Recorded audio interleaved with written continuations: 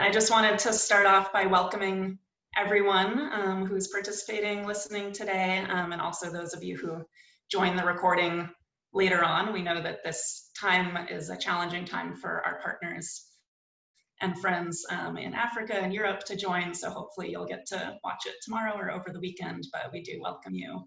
And we're just really excited to have this session today. We are celebrating We Care Solar's 10-year anniversary, 10 years of impact, with this series of 10 by 10 events and webinars.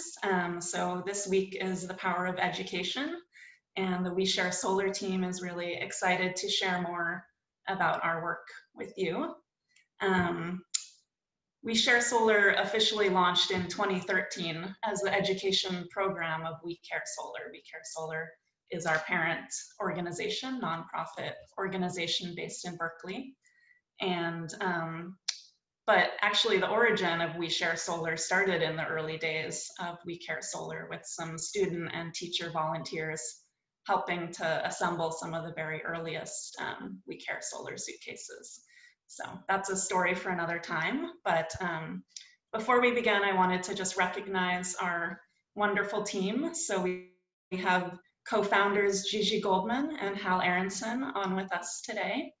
We have our senior program manager, Amy Donhauser, who's going to be moderating our panel a bit later. And we have our program coordinator extraordinaire, who's the liaison with most of our teachers. That's Ali Pemeril. And I'm Wendy Cross. I'm the program director for We Share Solar.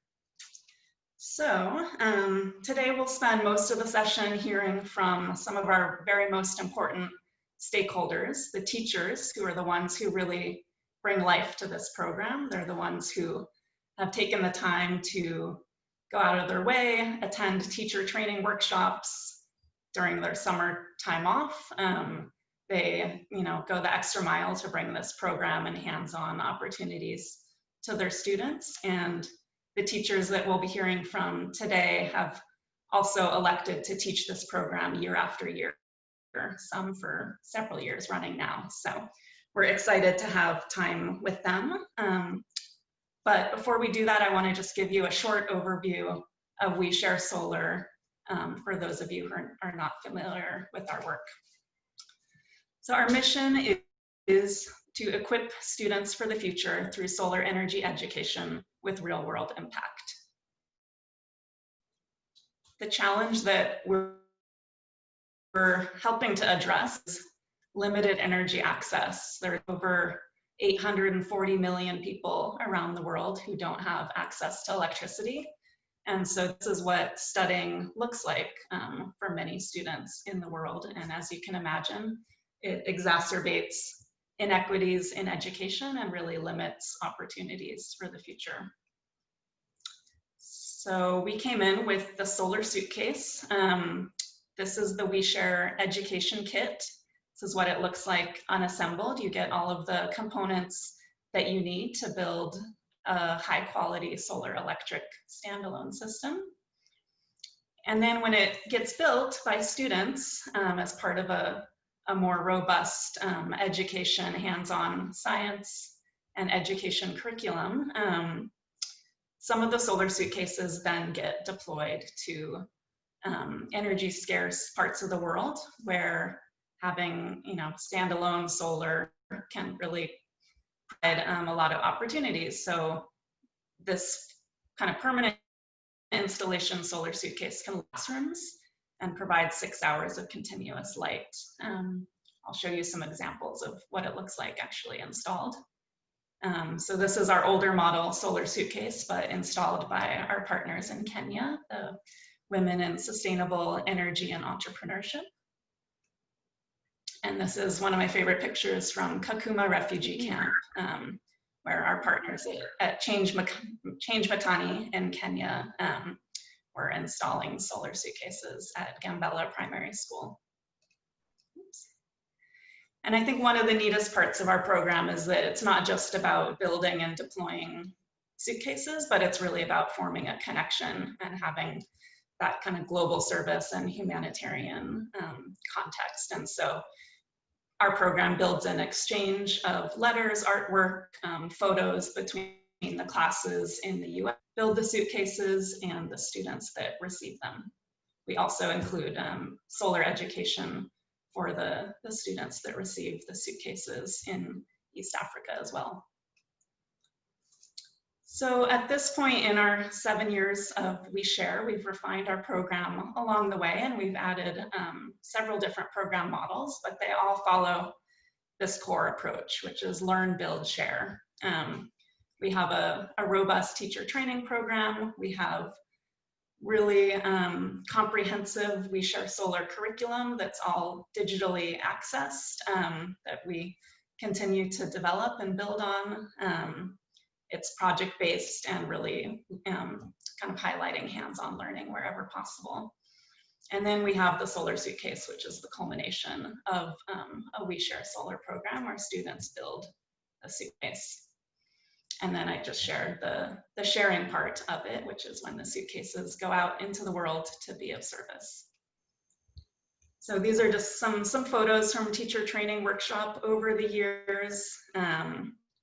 Our school programs, we've been able to expand quite a bit over the past 4 years to different cities and states across the US and internationally.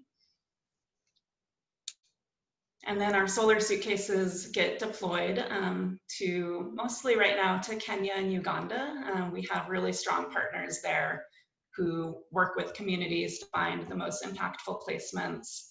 They do the installations, they do the follow-up monitoring and evaluation, and they share back the photos and stories with us. And then another part of our program that's kind of evolved over the years and really kind of organically came from teachers and from a need is to not only send our suitcases internationally, but to also find a use for them locally and domestically. So we've been having suitcases used for emergency preparedness, for wildfire relief, which is important in California right now. And we've even had some systems be donated to local search and rescue departments. And I wanted to just take a moment and recognize, we've had so many supporters, from students who have taken their own initiative to fundraise to deploy extra suitcases, to volunteers, to individuals, foundations, corporate partners. All of these supporters have really made our work possible to grow to where we are today. But I want to actually recognize our 2 core signature program funders, Wells Fargo and PG&E, who have supported us over the past 5 and 6 years and really helped us launch and sustain large-scale programs. So thank you. I think some of our partners are joining us today as well. And then speaking of partners, we have partners of all shapes and forms. We really rely heavily on our partners internationally who do the on-the-ground work of the solar suitcase placements. But we also have all of the teachers who make this possible. We have an amazing manufacturing company in Minnesota that actually manufactures and distributes the suitcases for us. And then we have excellent training partners, Remote Energy and WISE in Kenya. So we're really proud of our accomplishments to date. We've been able to reach over 250,000 students, community members, and teachers with access to light and solar energy through the suitcases. And we've had over 33,000 students directly engaged in building We Share Solar suitcases. And so I'll just leave you with one of our favorite impact photos. It speaks for itself, but this is a dark kind of main hall in the Kikenya School for Girls.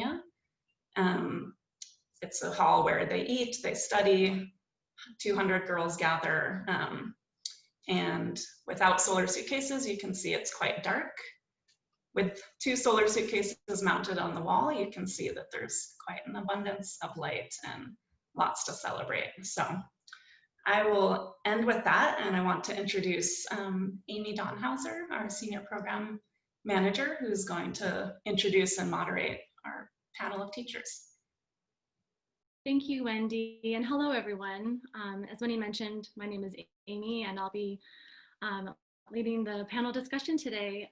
We're really excited to be hosting this webinar on the power of education. We have participants, attendees from all over the world, including East Africa, where, as Wendy mentioned, it's now midnight. So we really appreciate the commitment to be here. I'm delighted to be hosting the discussion with 4 engaging and dynamic We Share Solar teachers. They're joining from 3 different time zones across the United States and represent both middle and high schools. On the panel today, we have Katie Small, who's joining us from St. Louis Park Middle School in St. Louis Park, Minnesota, where she teaches 7th and 8th grade science. And when she's not teaching or with her family, she enjoys running, cooking, and playing softball. We have Kanisha Hewing, who's on the call. She's joining from Kennedy Middle School in Charlotte, North Carolina, where she teaches 8th grade science and is chair of the science department. When she's not with her family, she enjoys camping and crafting. We have Lars Peterson, who's joining from Patrick Henry High School in Minneapolis, Minnesota. He teaches principles of engineering, civil engineering and architecture, computer technology for grades 9 through 12. He has many interests, including outdoor sports, foreign languages, and documentaries. And finally, we have Ricardo Moreno joining from San Pascual High School, where he teaches 9th grade biology, earth science, and like Lars, he enjoys outdoor sports, hiking and fishing, and also has a passion for environmental education. So before we begin our conversation, I just really want to say that the 4 of you are with us today.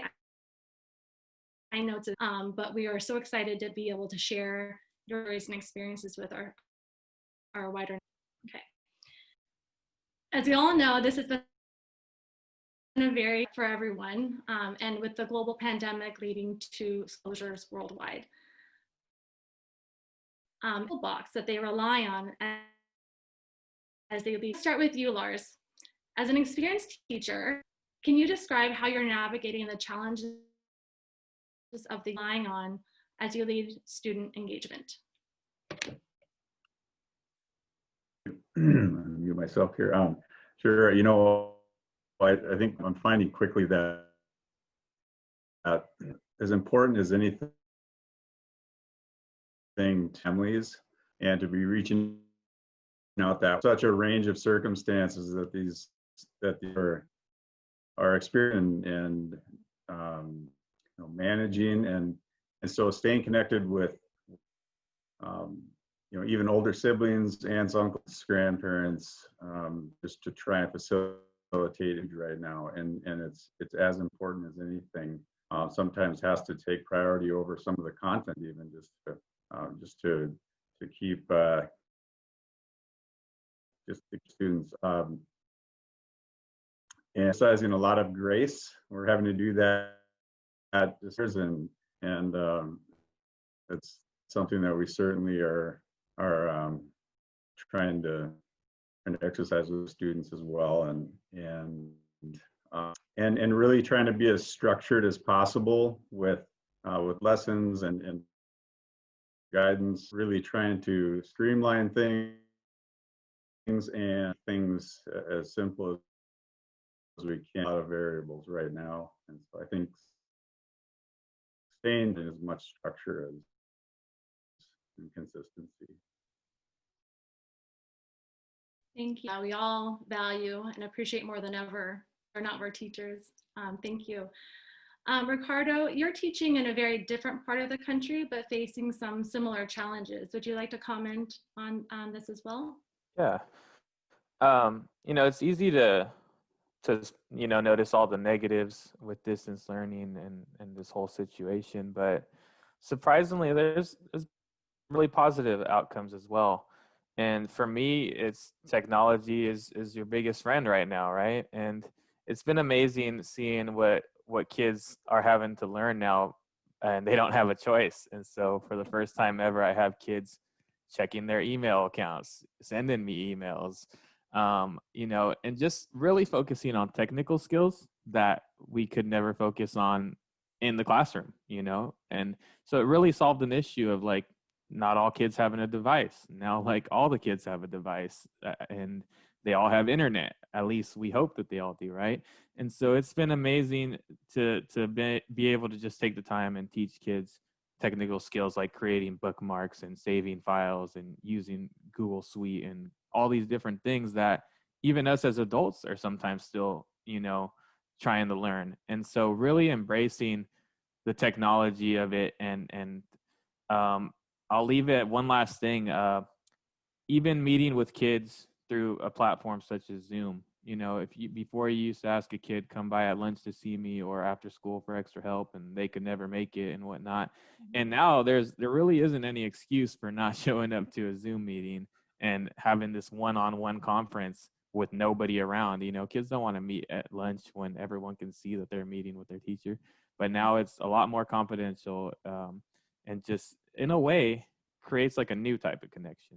So really just embracing the technology and taking advantage of the opportunities, the new opportunities we've been given. Thanks for that. It's so nice to hear the positive learnings from such a challenging year. Well, as I noted in the introductions, you all teach science, but with different areas of specialization. Lars and Katie, I want to ask you, because you teach high school and middle school, if you could talk about how you adapt the We Share Solar curriculum to what you teach and your interests in your class. And Katie, maybe we'll start with you. Sure. So one of the things with what I loved about the We Share Solar, it already was very focused for middle schoolers. There was so many hands-on activities that they could use before even building their suitcases.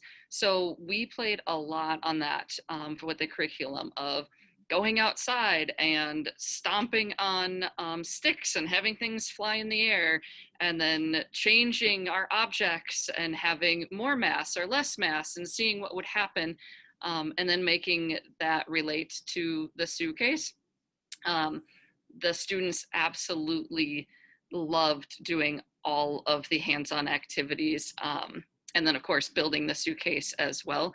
And it goes really great with our curriculum for 8th graders, we talk about renewable and non-renewable resources.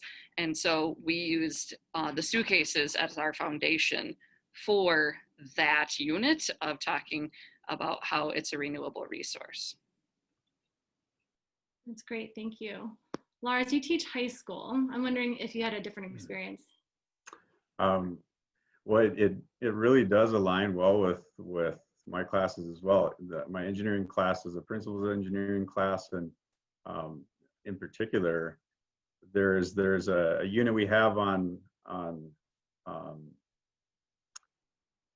of on electrical circuits, and it fits so well with that. And I actually replaced some of that with this, and there's a lot of neat hands-on things that they're able to do in the classroom and with some of the things that we have for them to work with, but a lot of it ends up being, there's some model building, but a lot of it's simulation as well, especially now with distance learning, and but even when we're in the classroom. And what this allows is for just the world outside the classroom, or the real world, to enter the classroom a little bit more, and the students get a sense of the practical application of what we're learning in the classroom, and see firsthand how it applies and how they can employ the skills that they learn, that they acquire, to build these things that are going to have a very real impact on the lives of really their peers in a lot of ways, just in another part of the world. But so I've been able to it's fit really well with the curriculum, and the kind of the building, the actual building of the suitcases themselves. There's some principles of mechanics that we can discuss along the way as well, but they really light up, no pun intended, when they're working on this stuff. And it's neat to see them make the connection between what they're learning in the classroom and how it's it can benefit real people.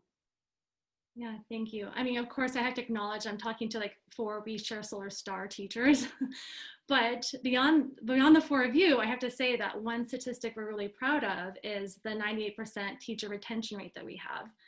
I'm going to turn to Kanisha and Ricardo. And Kanisha, I know she's stuck in traffic from picking up her son from school, but she's here with us now. And Ricardo, to sort of build on what Katie and Lars were saying about the hands-on value of the program in the classroom. Kanisha, you started teaching We Share Solar curriculum 3 years ago. And Ricardo, I know you've taught it and also brought it into your environmental education club. I want to know, like, what brings you back to the program year after year? Well, I guess for me, it's the fact that I actually have something tangible that I can teach my kids and show them a quick real live application for it. And the fact that, well, pre-COVID and all, we were able to build the suitcases, send them to Africa, get feedback, and actually interact with the kids in Africa and see the install and get the pictures, that my kids were able to see how an impact that we did in our classroom actually made a really big impact to people they don't even know in completely different countries. And so just to see the light bulb moment happen, I made this, it works somewhere else, it's helping other people, and just the connection that they're able to see from the curriculum I have to teach anyway to actually being something rewarding for them. It's just something that I would do that every year if I possibly could. So, and you are, so thank you. I have every year they've offered it back to us, I've been there.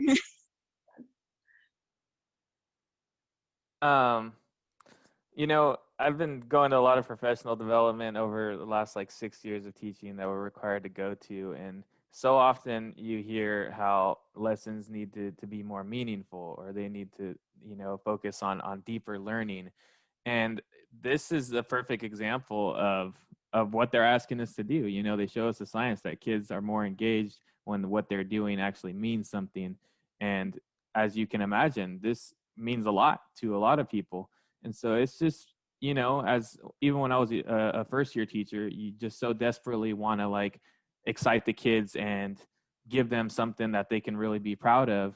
And it's really tough to be proud of, you know, pushing paper and assignments on the daily.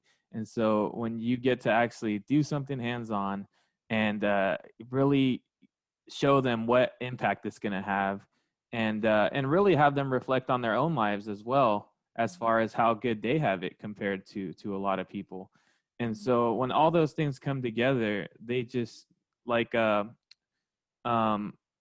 Lars said earlier, you know, the room lights up because everyone knows what we're doing this for. And at the same time, you're actually getting to learn new things.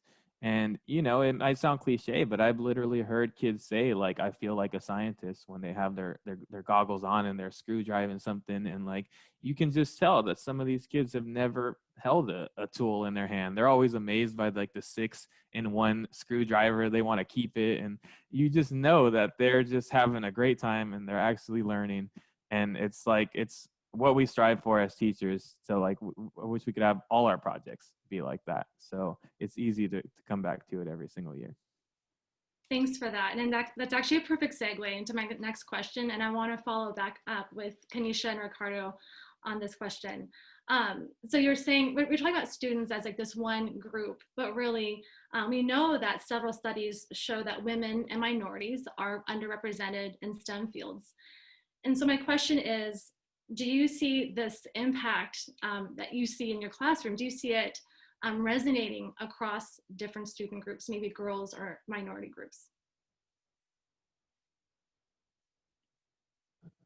Well, I know at my school, I'm actually in a STEM school. And so I guess STEM is beginning to sound cliche to a lot of kids. So they're like, oh, I go to a STEM school. But when you ask them what they do differently, they can't really tell you. And so when I bring out the suitcases, sometimes the girls look a little intimidated because a lot of them have never held a hand tool. They've never used one.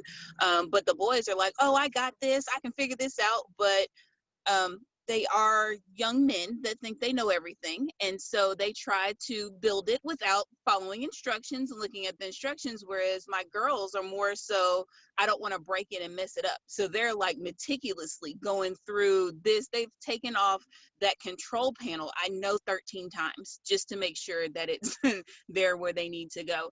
But it then becomes the competition of who can get theirs finished faster, or who's actually going to work the first time versus the not. And then we go through with the quality control and the troubleshooting, and then it becomes the let's break off into teams, because the guys, they have their own strengths and the girls have their own strengths, and so they begin to make teams that normally they don't make in classes. So they talk to people that they don't normally talk to. So they begin to see the same problem from multiple perspectives, which is something that I enjoy sharing with my kids, because different people have different viewpoints on the same project or the same problem. So if you can bring all of that to the table, still come up with a common goal of we have to get this to work. And even some of the extension projects that they do when they, build Euphoria, that everything is solar in Euphoria, it is.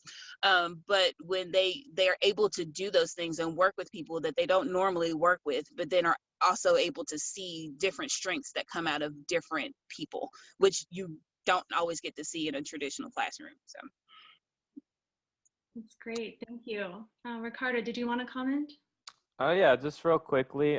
Most of the students I've taught all my career are, minority population. And so just even exposing those kids to engineering projects and these different fields of technology, you could already see that it's, their first time really being exposed to something like that. And I do make it apparent to let them know, like, we're underrepresented in a lot of these fields, and I try to find data to show them. And the same thing for the girls, and I make it fairly obvious. And it's almost like, a lot of kids and especially girls, when they're told they can't do something, it almost like fires them up and makes them want to do it even more. And so it's a good opportunity to like encourage them at that moment. And, I was teaching in the San Francisco Bay Area, near Silicon Valley, and they know how much people make in these different fields. And I use that as a motivator as well. I'm like, let's, you guys can do any of these things. I always tell them, like, get your piece of the pie. Like, this pie is for everybody, and like, you can totally do it. And they are like nodding their heads, like, and so it's really a good introduction for anybody who hasn't really gotten into any type of technology or science field. That's great to hear. We're always collecting and trying to share data on this too, so maybe we can exchange offline, because in our programming, we always try to target the underrepresented groups, and if there are effective approaches, we want to know about them. So I want to go back to something Ricardo said and turn to Katie and Lars with this question. So we learned through a research study conducted by the Lawrence Hall of Science at UC Berkeley that students are highly motivated to work on a project that benefits others. Katie, I know it was conducted at your school in St. Louis Park. It was a survey of 350 students. And Lars, I've seen the media coverage of your program implementation at your school and seen the students' faces light up. But for those who aren't in the classroom or who haven't seen the footage, can you describe how this motivation manifests itself in the classroom? And maybe Katie, we'll start with you. Okay. The motivation that I saw from students after watching the videos and seeing the pictures of how their peers, my students made a huge connection with their peers in Africa because of similar ages of 8th grade, and 8th grade being a pivotal point for the students in Africa as well. You would hear them say things like, no, we got to slow down. We got to do this right. It's not for us. It's not about us. This is about making sure we have something that's quality to give to these other students. I heard them say things like, students are depending on us. We've got to get this done. When they came to the point where they built the entire suitcase and they turned the light on and it didn't turn on. There's a lot of times, a lot of my students would be like, well, I guess it didn't turn on. And with this, they were like, no, we have to figure it out. We have to go figure out how to get this light bulb on, because we're giving this to somebody. It's not something that we're going to be using to study, but we want other students to be able to study and make their lives easier because we built this suitcase for them. So seeing that motivation to continue this project all the way through, my students were devastated when we were told that we were going distance. Because even though we built them in the fall, in the spring when we went distance, I had multiple students like, well, what does that mean for our suitcases? We're supposed to get letters back from our suitcase. We're supposed to see our suitcases. And I'm like, I can't tell you. I don't know. Most of them we're in a smaller district, and so I still like communicate with a lot of them at the high school, and they're still asking, and I'm like, I'm still not sure. So like that was one of the most devastating things for my students, was after all of their work of still just that waiting. They really are motivated to make sure that they were helping other people. Thanks, Katie. Before Laura's comments, I just want to say that with all of the challenges of the year and logistical challenges, et cetera, there have been some delays with the deployments, but they are happening. And Allie is working tirelessly to get placement stories to you and your students. The formatting might just be a little different this year, but they will get those impact stories. And for everyone in the audience, Wendy, our program director, will be following the panel discussion, going over some of our deployment details and overview. But Lars, sorry, I didn't want to cut you off. Oh, no. No worries. Katie said it really well. And I think a lot of that middle school energy seems to, I don't think, I feel like our high school students, it seems like a lot of that middle school energy shows up with them through something like this, and it's also highly observable. Their body language and just the look in their eyes, and their whole countenance shifts when they're in the middle of this this project, and the laughter and the teamwork, and they're so present, and it's neat to see them so present with something, and they're really thinking. They're getting outside of themselves, and there really is a genuine focus and interest in and focus on these students who are going to benefit from this, and they take that very seriously. And I think that lends itself to how it bridges, it's universal across genders or racial groups. There's just a universal interest in serving others and helping others, and this offers such an excellent way for students to do that and really feel like and believe that they're doing that. And we had a couple of assemblies where asked a few students who were pretty shy if they'd be willing to go up in front, and we had a couple volunteers come up, and so our students would show them what to do, and we'd hook these things up, and we'd have the light bulb there, and we'd do a countdown in the auditorium, and it would light up, and they felt like rock stars in front of their peers, and illustrating their ability to hook up these machines and get a light bulb to turn on through things that they've learned, and the materials just make it so easy for them to learn that, and it's just something that they take on a very personal level very quickly, I feel like. Thanks for sharing that story. I can actually envision the scene in the auditorium, where everyone's like, yeah, we did it, But I'm just wondering if maybe Katie and Ricardo, you can share a moment like that. We find the student stories so rewarding, and I know our supporters who are here with us today feel the same way. Maybe would you mind sharing a story or two about like an aha moment that you've observed in your students? Sure. I know the very first light bulb that goes on is like a huge aha moment, because they've been building these for the way we set it up in my class. They only had 46 minutes to build, so it took actually a couple class periods to build. So it was kind of getting to that moment of people are like, I think light bulbs are going to come on, and then nothing happened the day, and then the next day, and then like the cheering that happens when the first light bulb goes on. is amazing. The noise in the classroom, like people came down the hall and were like, what's going on? I'm like, we got a light bulb on. So it's super exciting. But like the biggest aha moment I think I had was actually with a group that had been doing quality control for what felt like about 3 class periods, because when they were doing their testing, when things were supposed to beep, they weren't beeping, and when things weren't supposed to beep, it was just over and over and over again that they had tried. And I honestly, I saw the problem right away of what they had, but I didn't want to just tell them what to do. I wanted them to figure it out, and I saw that they were highly motivated to figure it out. And that moment when they were like, oh my goodness, this switch was turned to the side and that messed up their whole entire circuit, they couldn't believe it. But then they turned it, fixed everything, and when their light bulb came on, I think it was more meaningful to like everybody in the class than that first one was, because everybody knew that they had been trying and trying and trying, and when their light bulb came on, like everybody was just like, oh my gosh, you finally got the light bulb.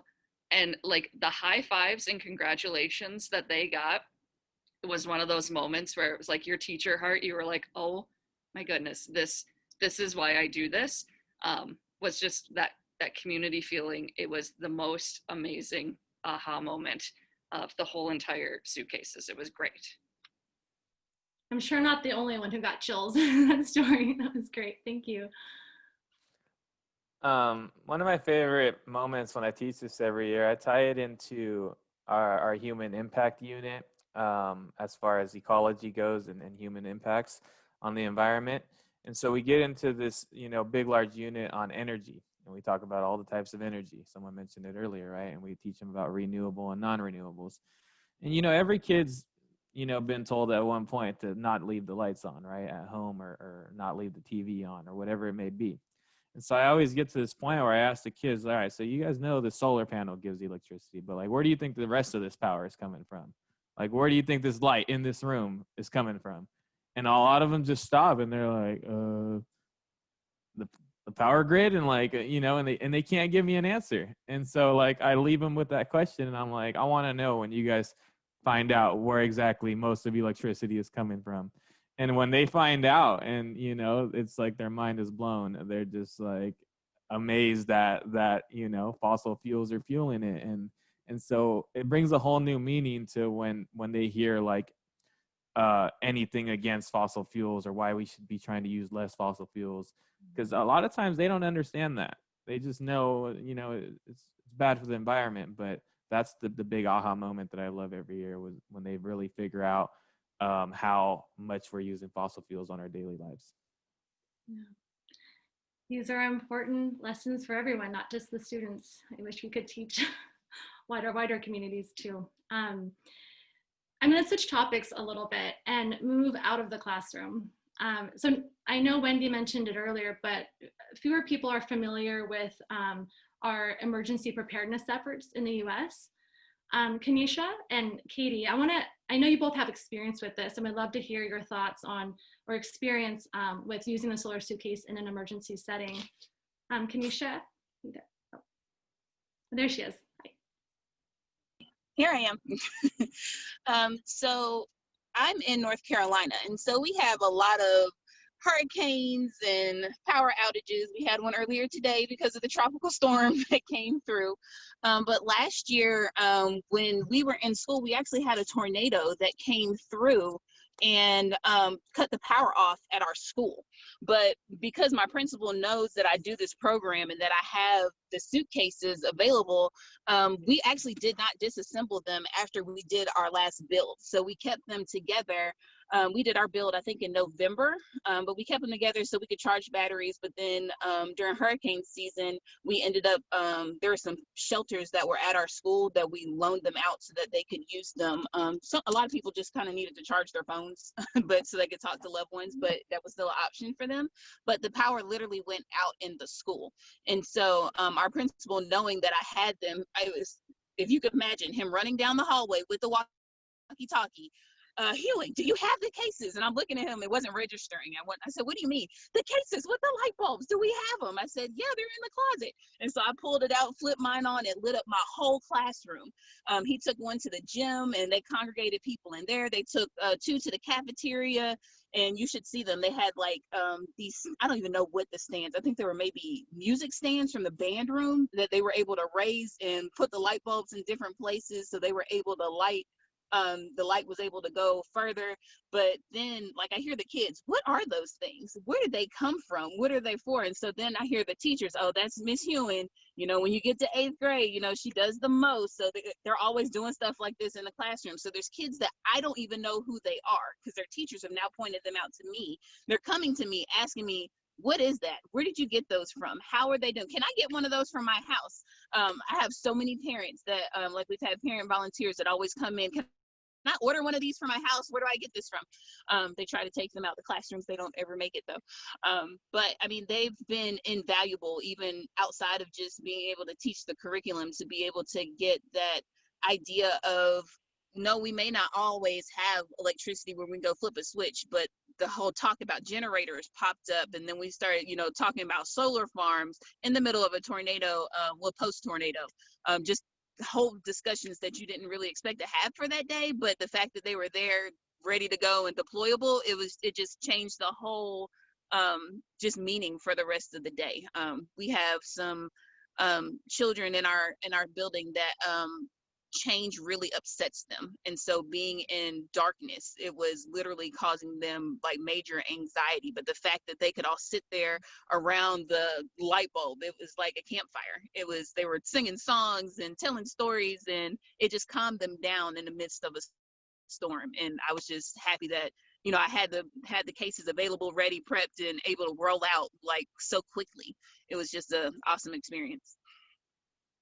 Thanks, that's such a great story. And I also think, I mean, not that you would will yourself to be out of power, but what a great learning for the students to see their work in action and that they could help their peers in that situation. It definitely was. And I know the first year that I was in the program, we had the 2 cases and the other ones hadn't been delivered at the school yet. But there was a hurricane that was coming through. And so me and my son literally built the whole thing in my kitchen.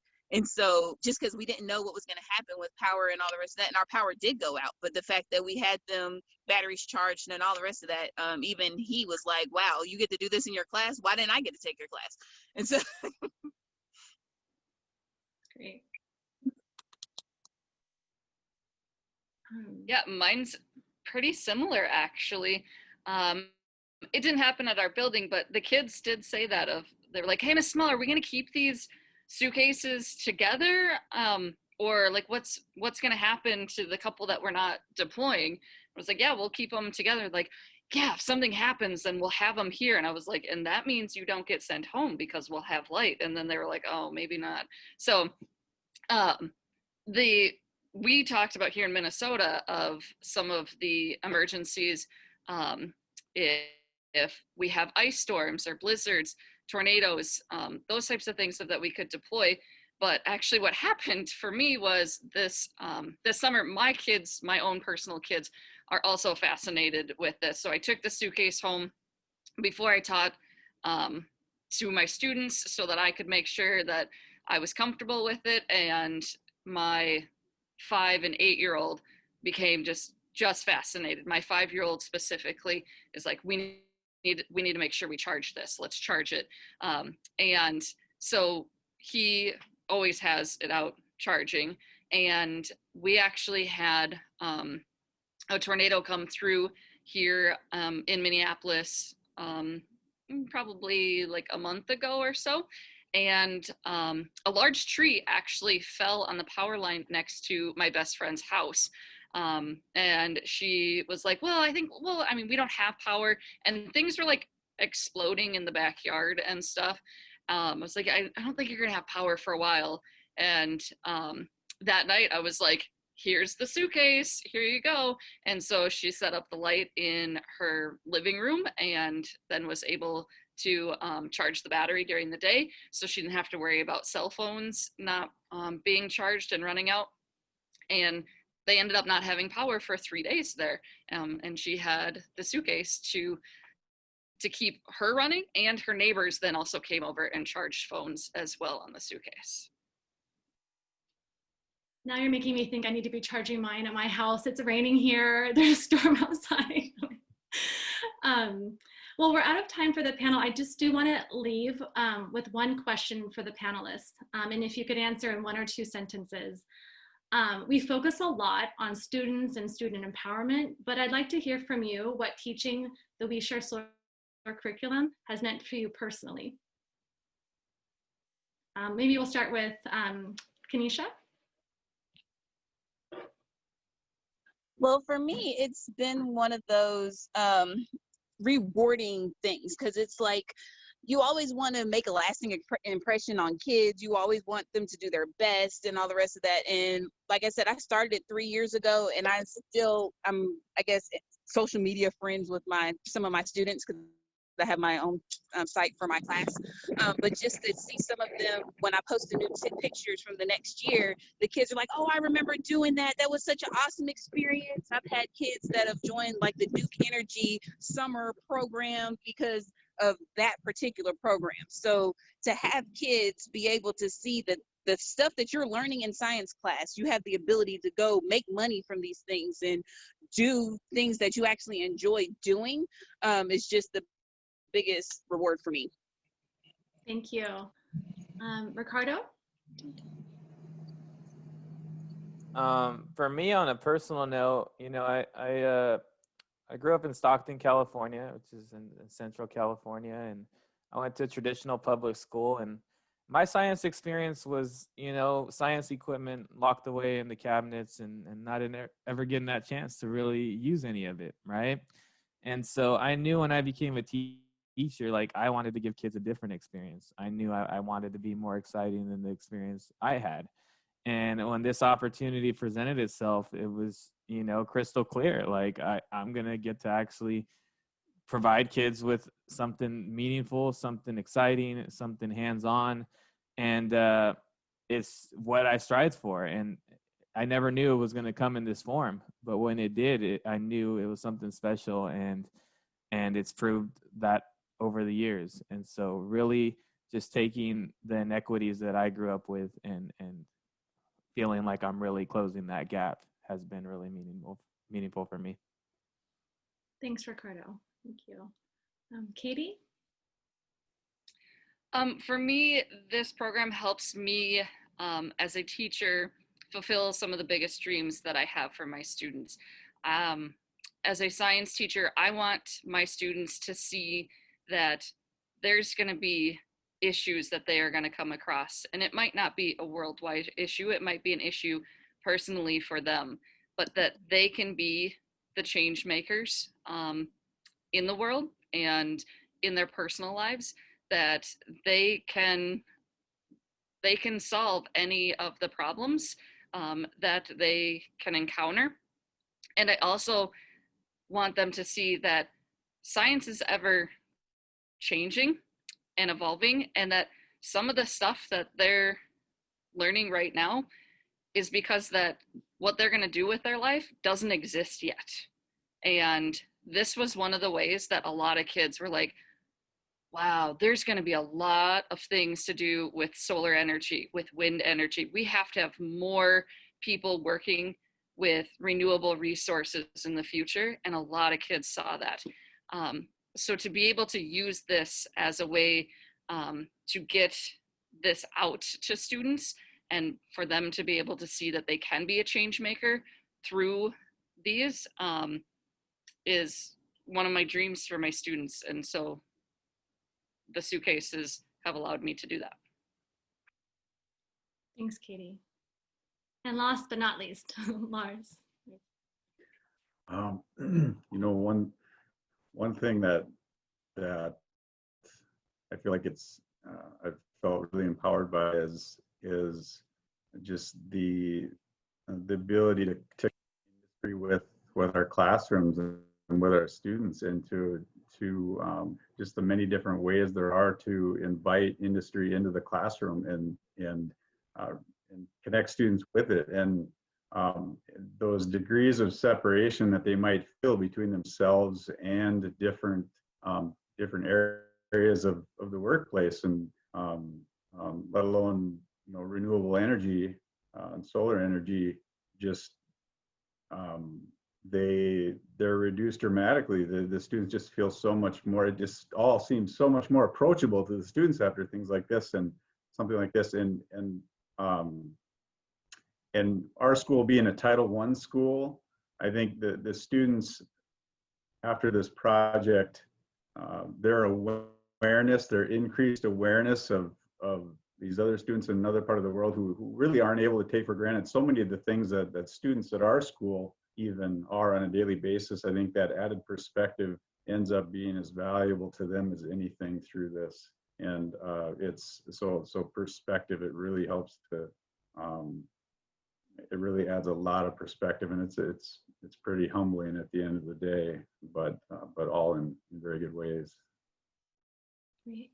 Well, thank you all. I know I speak for everyone when I say your energy and commitment are just really inspiring, and our future, my future is better because of your work. So thank you. I know we've received a few questions through chat from the attendees, but we're gonna hold off right now and finish and answer them at the end of the webinar. So now I'll turn to Wendy, who will provide an overview of our international programs. Thanks, Amy, and thank you to all the teachers. It fills me with so much gratitude to hear your stories, and I know teachers have been through so much this year, so you guys are really doing incredible work and have a lot of gratitude from all of us. I wanted to, since as we mentioned, it's kind of the middle of the night for our partners in Uganda and Kenya, I wanted to just bring in a little bit of the piece of work that we're doing there, which brings me a lot of personal joy. It's something that's always been our North Star in this program, to not just be building suitcases with American students and sending them to Africa, but to eventually be able to have our full education program in areas where we've deployed suitcases. So we've been able to start that process of bringing it full circle over the past couple of years, and that's really been possible through some amazing partners in Uganda. There's the Kabale community team and a partnership with Kabale University. There is Brick by Brick, a nonprofit organization in Uganda who we've worked with. And in Kenya, we just have this amazing team of all-female trainers in the energy sector from WISE, which is Women in Sustainable Energy and Entrepreneurship. They have led installations, all-female teams of installers and technicians, and they've also started to lead trainings for us. And we have Change Matani, and if you've seen some of the beautiful photos of our placements, almost all of those come from Brian Nganga, who leads the Change Matani community-based organization, a group of young men and women who do a lot of our solar installations in Kenya. And then in Kakuma refugee camp in Kenya, we've been able to install over 40 suitcases in the past couple of years, and our partners there are Resilience Action International. So we've, in the past 2 years, really started several pilots to see how this would work to bring the full education program to schools there. And it's been really successful. It's something that we're looking to do more of and expand over time. This year, through some, through a wrench in some of our plans, we had a training planned at Kakuma refugee camp with over 10 schools. We're looking at how we can either make that a virtual training or implement that sometime next year. We're also going to be training a group of installers from within the refugee camp through a virtual and hybrid training. So we're having to kind of get creative with our approach, but it's been really successful so far, and that's been because of the partners that we work with. This was a teacher training we did last year in partnership with Wiser International, which has an all-girls school in Uhuru Bay, Kenya. This is their vice principal teacher who went through the training. And this is one of the teachers from Kenya School for Girls, which was another participant in this training. And then we also got to do a build workshop with students from Wiser Girls School. And then, as I mentioned, our partners, WISE, which are based in Nairobi, the all-female team, they did a virtual training this summer, and since then, and we trained 10 of their trainers, and since then they've gone out and done a series of 4 different STEM workshops because the schools have been closed in Kenya since March. They just opened last week for a few of the grades. But they were able to do these workshops with a lab loaner set of solar suitcase equipment and have them build and then take it apart and reuse it. So that's a way that we can make it kind of an affordable, sustainable program to implement there. And I wanted to just share a quote from Helen, who's one of the WISE trainers. She was also part of the Tech Women program and did a fellowship at SunPower last year. But she said it was so great to see students who were so adverse to STEM change their mindset by the end of the training and embrace technology and renewable energy. It's very fulfilling to see the change and be part of this process. And then another one of the trainers mentioned that there was a young man in the training who said, you know, he never knew he had a career, but now he knows that energy is an option for me. So I think that's, you know, the spirit of this program is just seeing what's possible and exposing students to things in new ways. And we're really excited to get to be a part of it and to start expanding our international presence as well. And I think I'm gonna just pause there and turn it over to Gigi Goldman. She's not just our co-founder, but she's also our bright light on the team. She's always the one pushing us to have more impact, to think of how we can improve things more, and, you know, really cheerleading throughout the process. So we thought, who better to announce our contest winners than Gigi. So I'm gonna turn it over to her. Oh, Wendy, thank you. Thank you so much. It's so great to see everybody here. Thank you for coming and joining us in this celebration of 10 years of our organization. And as a part of the Power of Education event, We Share Solar launched a contest inviting people of all ages and from all over the world to share words or art depicting the possibilities and the impact associated with a solar suitcase. And so we have some winners. There are 3 categories. There's the younger group. These are in the 2 to 12 age, then the teen years, 13 to 18, and then 18 beyond. And the winners, we had several submissions, and the winners will receive an international deployment of a solar suitcase in their name, and they'll get the story of placement back, knowing that that is a placement that has really been made in their honor of their work. And we just want to acknowledge our partners in Uganda and Kenya, through whom many participants entered this contest. So thank you, Resilience Action and Wiser Girls School and Brick by Brick in Uganda. We just absolutely loved all of the artwork and all of the poetry that we got. So here are the lucky winners. I hope you're all listening in and find out that you are a winner. Wendy, drum roll. So our first winner is Amelia. She's from New Hampshire. Thank you, Amelia, for doing this beautiful piece of art. You used an inspirational quote from Ella Baker, a famous early 1900s civil and human rights activist, who said, "Give light and people will find their way." And you applied that in this beautiful illustration to the use of a solar suitcase. So congratulations and thank you. And Lucia, we'd like to congratulate you on your beautiful poem. It's a 2-voice poem. One voice is darkness and the other voice is light. And we are posting these so that people can read this. But what I'd like to do, because I was so inspired by this, is just read the last stanza of darkness and of light. So imagine that this is really reflecting children children who live in darkness and are approaching a school that is not lit, that it's in darkness. And here are their words. This is the last stanza. I can barely see the school, only a looming shape, even darker in than out. Too hard to see the lesson, too dark to read the books. One by one, we turn around to begin the long journey back to where we started, hiding in the darkness. But then the voice of light speaks, and this illustrates a school lit by a solar suitcase, which this school is lit by a solar suitcase. I think this is from Uhuru Bay. And it says, the school glows, lit, bright but not burning, lit by the sun of days past, light cutting through the gloom, dissipating the darkness. We gather around the light, learning for our futures, advancing ever further and glowing in the light.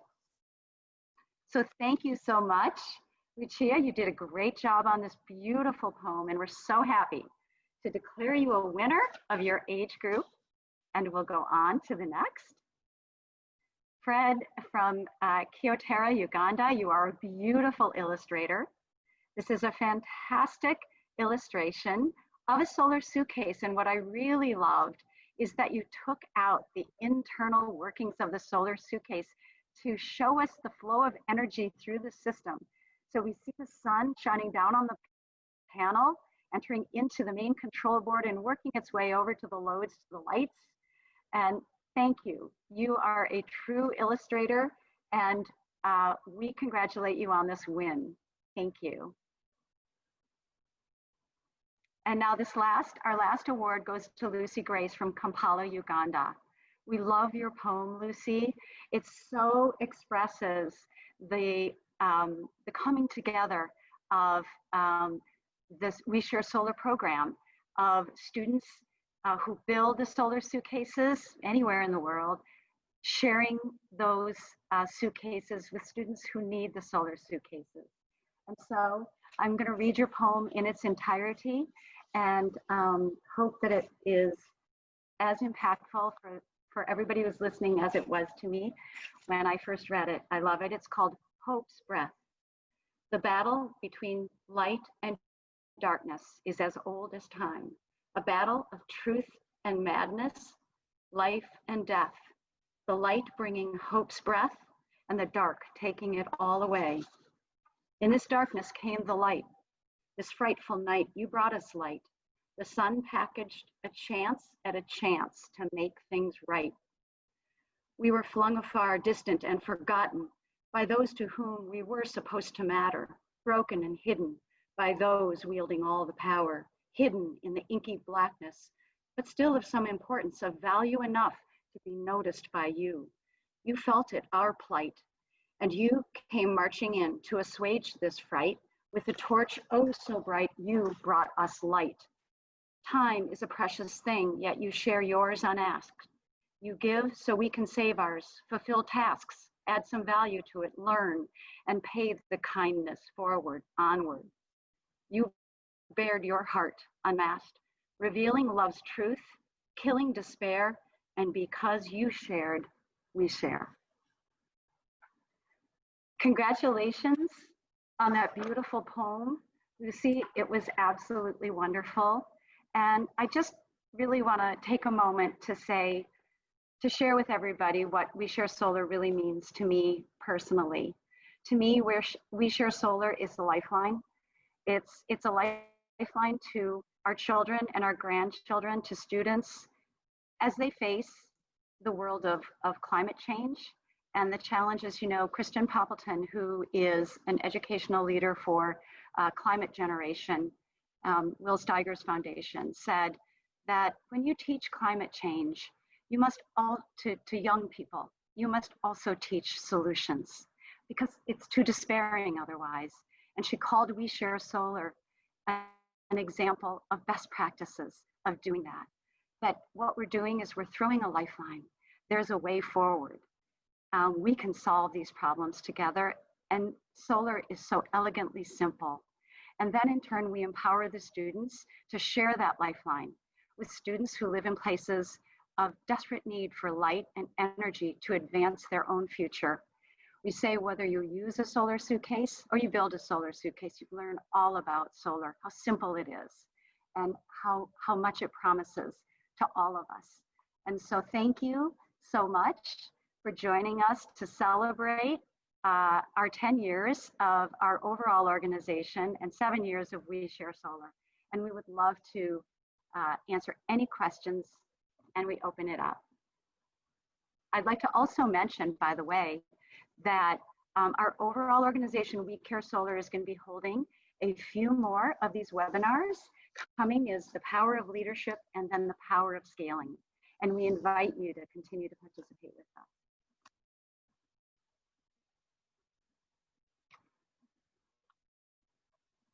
Wendy, I'll turn it over to you for any questions. Sure. I know we got a few questions in the chat early, and I saw that Kanisha answered one of them, but I thought I'd just open it up if anyone else of the teachers wanted to join in. And I know we also have some teachers who are non-panelists, but I see John Clark and some others on there. So if any of you want to chime in with your experience, that's great as well. But the question was kind of knowing how the reactions and excitement from the kids might trickle down to their parents, so that parents appreciate the hands-on experience and support it. So Kanisha gave her response in the chat, but if anyone else wanted to share, that's great. I can share quickly. We had a great parent response to this. Being it was our first time teaching it in St. Louis Park this fall, this last fall, we didn't have parents coming into the building because we just weren't quite sure how everything was going to work out for us. But after doing this and parents hearing from their kids about this project, I actually had multiple parents that had companies set up of like volunteer hours to come in for this year to help us. Of course, all of that is put on pause to figure out when any of this can happen and if.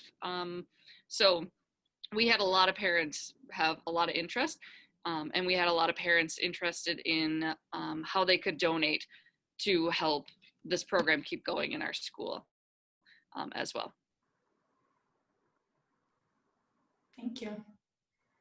Another question that came in was if anyone of the panelists could share about connections that they made with communities that have used the solar suitcase, or what excites your students about the installation piece of the project.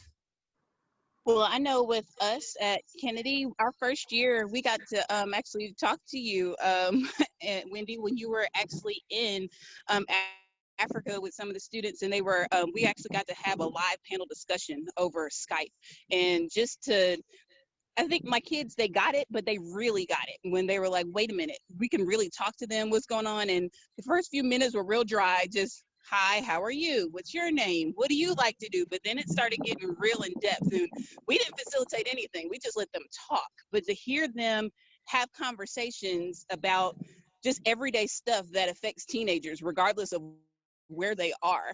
And I know after we logged off, my kids, they were talking, they were like, man, they're just like us. I didn't know. I thought that they would have been different. And it just kind of changed their whole perspective on just globalization, because a lot of them have never left Charlotte. So they don't even know, people or how people interact in other states, let alone in a whole nother country. So it was very eye-opening for them.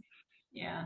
Thank you so much for sharing that. That's definitely one of the highlights, I think, of my time at We Share Solar. So I was at the Weiser Girls School in Mahuru Bay last May, and we were able to arrange this Skype call and videotaped it. And it was great to hear. I think your students were really surprised at how early the girls there wake up to kind of do to get ready for school, and how late at night they stay up studying, and just that education was such a value. And it was just really neat to see that exchange. I wish we could do more of that. It's not always easy with technology and time differences and all the logistics, but it was really powerful.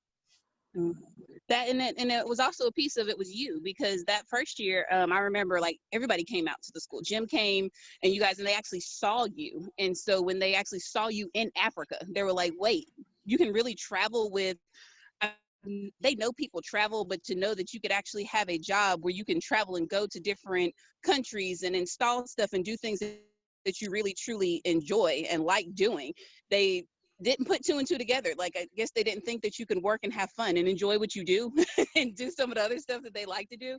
But just to say, man, she was just here in November and here it is April and they're installing our suitcase, and they actually saw our suitcase with our names and they had the letters and the pictures and they're like, man, that's really us. So I don't know why that disconnect was there. Then when we talked to you guys in Skype, it just like all came full circle. And you know, the funny part is, because of that whole experience, our first year, the kids went and told their parents, and their parents talk.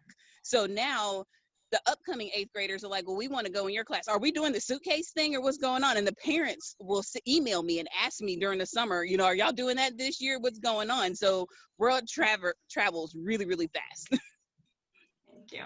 Yeah, that's really special. I see a question here from Carol asking how to get this program into schools, which is a great question. Our goal is always to expand and to be able to provide the program to as many teachers and schools who want to offer it. You know, of course, resources is one of our biggest challenge. So any time that we can find funding partners, that helps get programs off the ground. But we're also working really hard on kind of a do-it-yourself or a more virtual-based option for the program, and that'll be something our team is launching in the next 6 months.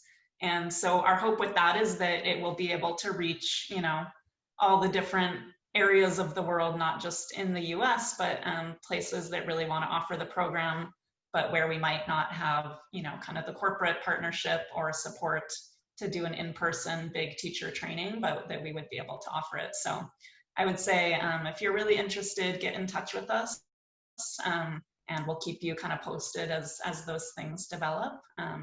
But you know, just spreading the word and raising visibility of this program is really helpful as well. So thank you.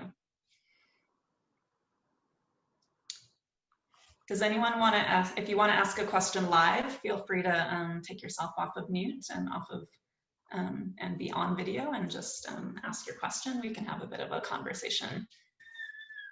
Just so good to see everyone. So I don't have anything profound or special to say, but I just got a great deal of joy listening to everybody talk and the teachers, and each one of you said things that really moved me. So felt like a reunion, and I just love to see where you took the tools and the opportunity and what great places you took it to. So great to see you all. Thank you, and keep on going.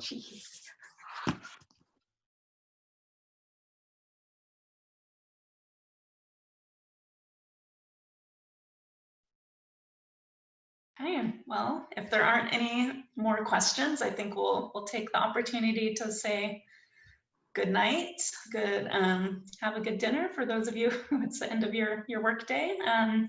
And thank you so much for joining us. We look forward to the next 10 years. Wendy, am I?